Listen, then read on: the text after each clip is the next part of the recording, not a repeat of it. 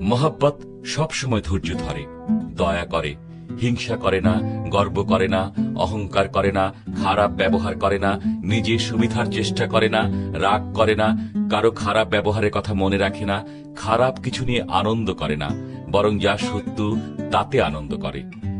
মহব্বত সবকিছুই সহ্য করে, সকলকেই বিশ্বাস করতে আগ্রহী, সবকিছুতে আশা রাখে আর সব অবস্থায় স্থির থাকে। প্রিয় সন্তানেরা, আমরা যেন একে অন্যকে মহব্বত করি, কারণ মহব্বত আল্লাহর কাছ থেকেই আসে। যাদের অন্তরে মহব্বত আছে, আল্লাহ থেকেই তাদের জন্ম হয়েছে এবং তারা আল্লাহকে জানে। যাদের অন্তরে মহব্বত নেই, তারা আল্লাহকে জানে না, কারণ আল্লাহ নিজেই মহব্বত।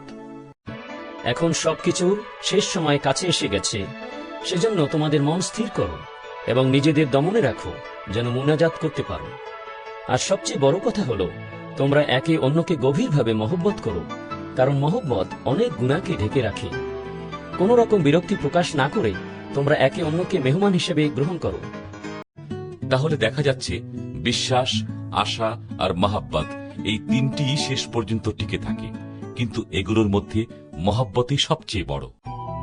তোমরা সতর্ক থাকো, ইমানে স্থির থাকো, সাহসী ও বলবান হও। তোমরা যা কিছু করো না কেন মহব্বতের মনোভাব নিয়েই করো।